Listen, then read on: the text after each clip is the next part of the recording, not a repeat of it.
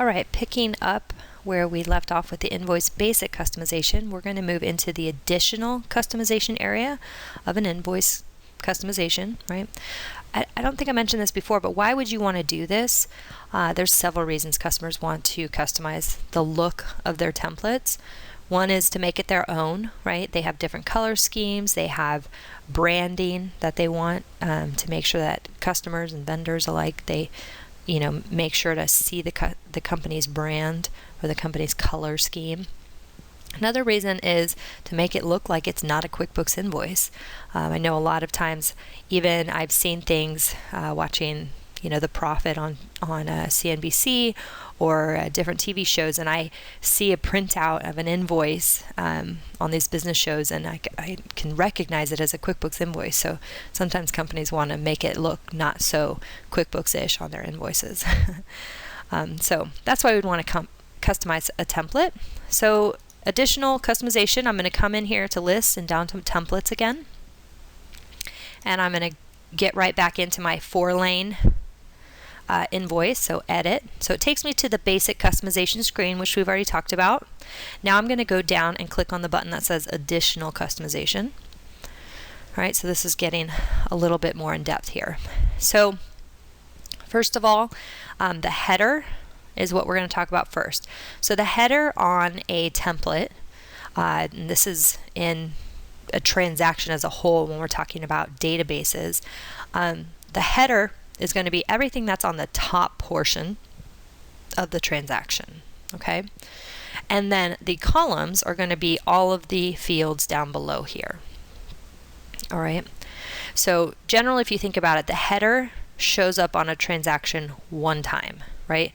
We see a sales rep. The sales rep is responsible for the entire invoice. We see a ship via, right? The entire invoice is going to be shipped the same way, okay? Whereas the columns down below here could have different quantities based on the line, different items, different descriptions. So can show multiple. All right, so the header column or the header fields that we have available. So we have a default title, invoice. If we didn't want it to call it invoice, we wanted to call it something else. So just INV as an example. Okay, it's going to give us a lot of warnings, by the way. You can just say okay. So notice I say INV, now it's called that here. It will also rename it on the screen, by the way, to say INV. So I'll show you that in a little bit. The date, do we want to show the date, the invoice date on here, invoice number, bill to address, ship to address. So let's say we're not shipping, right? Because we are a service-based company, we don't ship anything. So we can uncheck those boxes. Unchecking it here is going to take it off of my screen when I'm entering the data. Unchecking this box here, because it's in this column, is going to say don't print this field. Right? So maybe it's something we want to look at internally, but we don't want it to print out when we print it to our customer. So that's where you decide. Screen is for my eyes when I'm entering it. Print is meaning print it out to the customer. Okay. So PO number, that would be the customer's PO number. Again, maybe we didn't want to print this on our form, so I could uncheck this, and it takes it off of my form, my print preview, right, on my form here. Sales order number, we can add that sales order number if we're using them. So maybe we want to include that number so that we can always reference back, or so that the customer knows what their original sales order number was. The terms, the due date, who the sales rep is. Okay. And again, you can rename these fields. Okay, so now it'll say sales rep. And we'll play around with the boxes in the next video when we go into Layout Designer. The account number, so this is not one that it shows on the screen, but you can print it if you want to. That account number is going to pull from the account number field on the customer card, right? When you edit a customer, there's an account number field in there. The ship date, ship via, freight on board, project, this is going to be the job, okay? So if it has a customer name, and then there's a particular sub job under the customer, you can add that job field here. There are some other fields The other fields have improved in QuickBooks. I still don't usually recommend using them. I prefer custom fields more, because custom fields you can filter on reports and things. But anyway, other fields have improved though. You can see them on reports and add them now. And then I have some custom fields, which these I set up ahead of time. Again, I can choose to show them just on my screen, okay, and it doesn't modify the layout here. Okay, so let me show you just real quick what that means when I actually look at it. So I'm going to say OK here, and then I'm actually going to go into my invoice, and I'm going to choose this template, right? So now that I've chosen this template, oh, you know what I forgot to do? I'll show you. So now I chose this template and added an extra box in there now. Okay, so when I can, from this template, go to Customize Data Layout, and it takes me right to my additional customization. So what did I do here? I selected birthday to show up, but I didn't name the box, so it doesn't know what that name should be. So I'm just going to say B-Day. So now that I added that there, when I say OK, right, it adds the B-Day field for me here.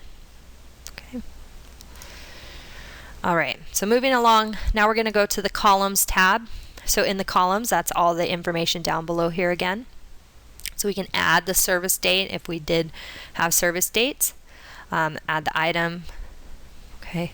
Sometimes we don't put the item on, right? So if you have some sort of internal item codes that nobody will really understand, we won't include the item. We'll leave it on the screen, obviously, because that's required, but we won't print it. We'll just print the description as an example. You can print the manufacturer's part number on here, or add it. The quantity, the cost, the rate, which would be the price each. The cost field here, this is something that's an enterprise feature, and it adds the stated cost, right?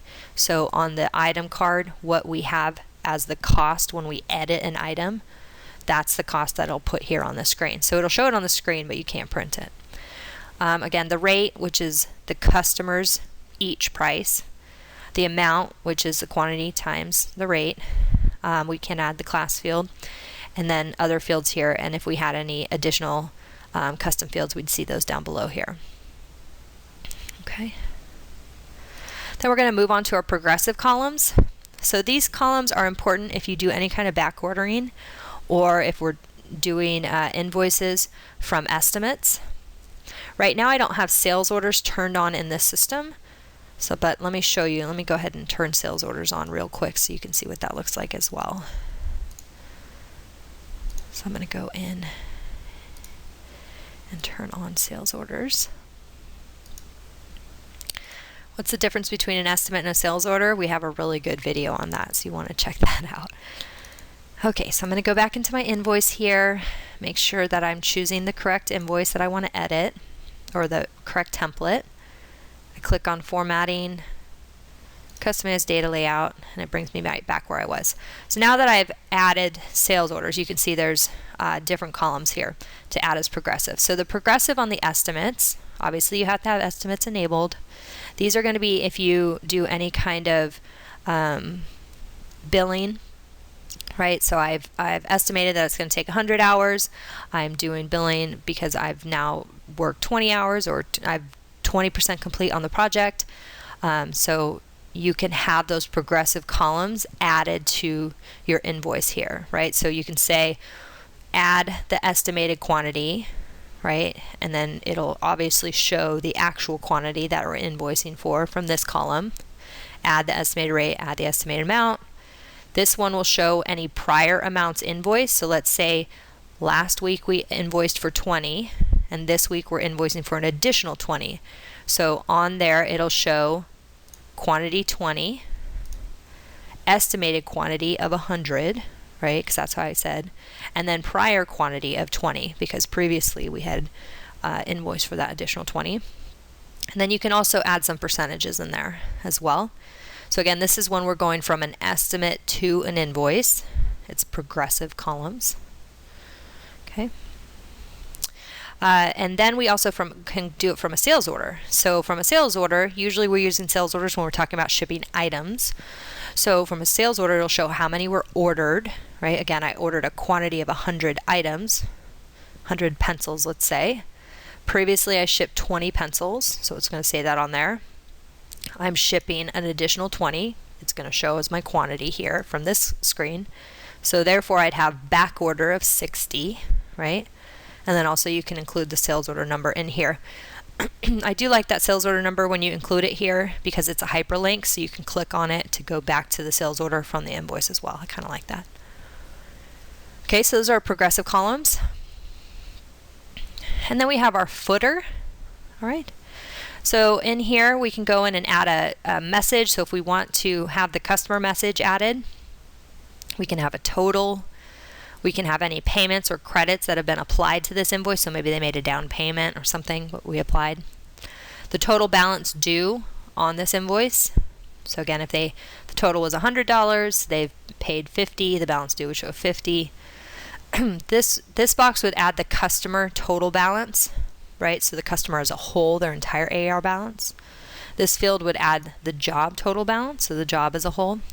And then we can add a field for long disclaimer text here. So it's just basically a field that has a whole bunch of information, right? You know, our state contractor ID number, our if you have any questions about this invoice, contact, or whatever it is. So you can add that here, but I can show you a way on the Layout Designer to make it a little easier. Okay. Then we have our print area, so some options with print. So we can use the standard printer, right, settings. We can have some different printer settings for this. So maybe for when I print this type of invoice, I want it to print out landscape. Okay. I can choose to only show totals on the last page, right? So I print out an invoice, it's 4 pages long. Don't put a total on the bottom of every page, put the total at the bottom of the last page. I can choose to print page numbers. I can choose to print trailing zeros here. Okay, so some different printer options there. All right, so that's the additional customization. Again, next video is going to talk about Layout Designer, and then in the advanced area, we actually have some videos around adding custom columns and how to use those. So make sure to check those videos out as you feel more comfortable with the product.